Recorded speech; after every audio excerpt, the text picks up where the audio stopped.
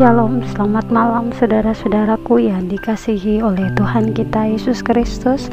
Kembali lagi di malam hari ini kita akan mendengarkan renungan firman Tuhan yang menguatkan hati dan iman kita. Namun mengawalinya, mari kita berdoa. Ya Tuhan, Allah Bapa kami yang bertakhta dalam kerajaan surga, kebutuhan terbesar kami di saat ini ialah mendengarkan pekabaran firman Tuhan. Urapi kami dengan kuasa Roh Kudus, agar kami boleh mengerti dan memahami maksud daripada pekabaran firman Tuhan ini, dan melalui kuasa Roh Kudus kami mampu melakukannya dalam setiap kehidupan kami. Terima kasih Tuhanku, terima kasih Bapa yang baik. Di dalam nama Yesus Kristus kami berdoa. Haleluya, amin. Saudara-saudaraku yang terkasih, judul renungan kita di hari ini ialah 1 jam bersama Yesus. Ayat renungan terambil di dalam kitab Matius 26 ayatnya yang ke-40 hingga ayatnya yang ke-41 yang berbunyi demikian. Setelah itu ia kembali kepada murid-muridnya dan mendapati mereka sedang tertidur. Dan ia berkata kepada Petrus, "Tidakkah kamu sanggup berjaga-jaga 1 jam dengan aku? Berjaga-jagalah dan berdoalah, supaya kamu jangan jatuh ke dalam pencobaan. Roh memang penurut, tetapi daging lemah." Saudara-saudaraku yang terkasih, kita hidup dalam masa penantian akan kedatangan Tuhan Yesus yang kedua kali. Semua orang menyadari bahwa dunia ini akan berakhir. Namun, ada yang mempersiapkan diri dan berjaga, tetapi ada pula yang cuek saja dan tidak mempersiapkan dirinya. Saudara-saudara, sebagai anak-anak Tuhan, kita telah diperingatkan untuk berjaga-jaga. Tujuannya adalah agar ketika Tuhan datang, kita akan didapati tidak bercacat. Dalam kitab 2 Petrus 3 ayatnya yang ke-14 berbunyi demikian. Sebab itu saudara-saudaraku yang kekasih, sambil menantikan semuanya ini, kamu harus berusaha supaya kamu kedapatan tak bercacat dan tak bernoda di hadapannya dalam pendamaian dengan Dia. Artinya bahwa bukan berusaha menjadi tak bercacat dan bernoda, tetapi kita berusaha agar kedapatan sebagai orang-orang yang tidak bercacat. Sebab menjadi tak bercacat adalah sesuatu hal yang tidak mungkin. Dosa sudah merusak citra dan gambar Allah dalam diri kita manusia, dan Tuhanlah yang telah menyucikan kita dari dosa melalui pengorbanan Yesus di atas kayu salib. Jadi tugas kita sebagai umat-umat Allah adalah menjaga diri kita agar tidak kembali dirusaki oleh dosa. Itulah yang didapatkan atau dikatakan sebagai kedapatan. Artinya bahwa kita kedapatan tidak dirusakkan kembali oleh dosa. Yang menjadi perenungan kita di saat ini adalah, mampukah kita menjaga diri kita tak bercacat dan bernoda? Saudara-saudaraku yang terkasih, gambarannya adalah bahwa kita ini seperti tanah liat yang sudah dibuat menjadi guci yang sangat indah dan mahal, namun masih saja kotor dengan debu, sehingga harus terus dijaga dan dibersihkan setiap hari. Demikian pula kehidupan saudara dan saya, kita perlu dijaga setiap waktu. Debu kehidupan seperti kepahitan, kebencian, iri hati, cemburu dan sebagainya masih bisa mengotori hidup kita. Masalah hidup bisa membuat kita menjadi cacat secara rohani. Oleh sebab itulah kita perlu menjaga hidup kita. Saudara-saudaraku, pertanyaannya sekarang adalah bagaimana kita bisa menjaga hidup kita agar tidak bercacat dan bernoda?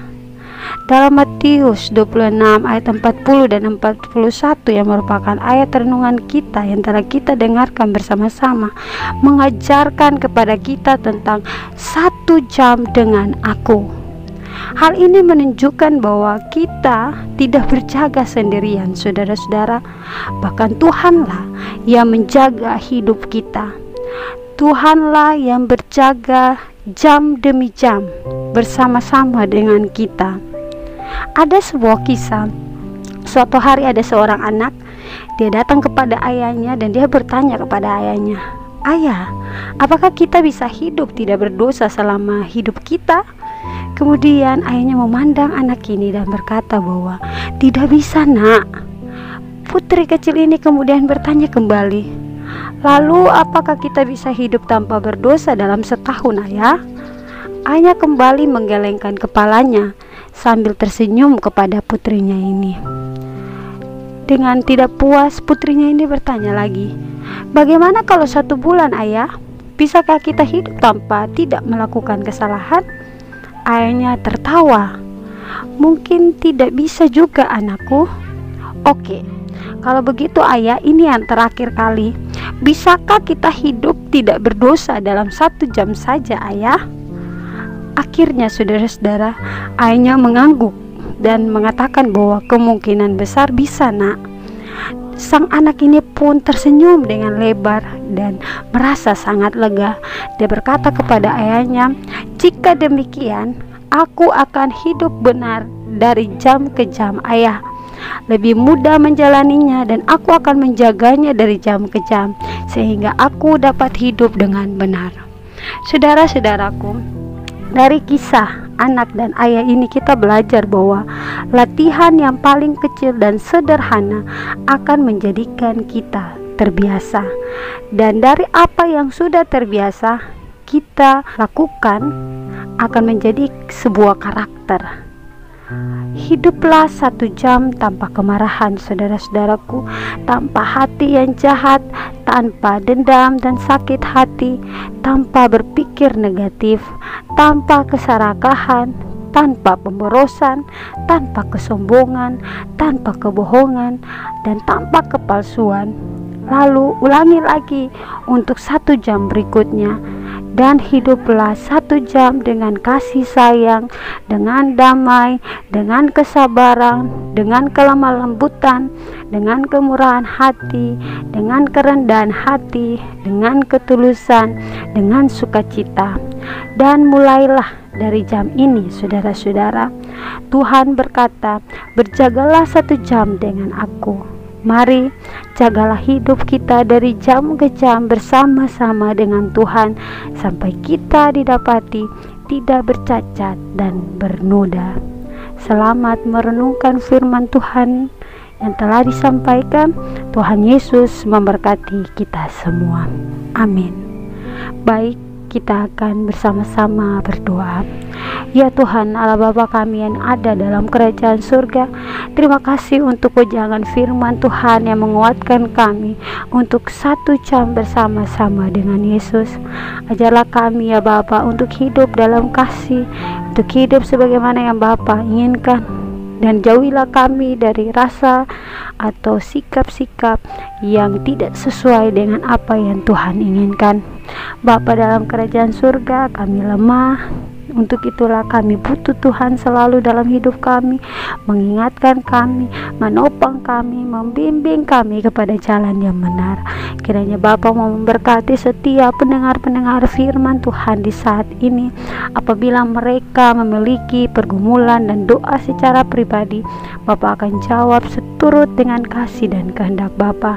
Dan kiranya kami semua boleh menerima berkat dari surga, dan kami boleh setia untuk berjaga-jaga menantikan kedatangan Kristus yang kedua kali.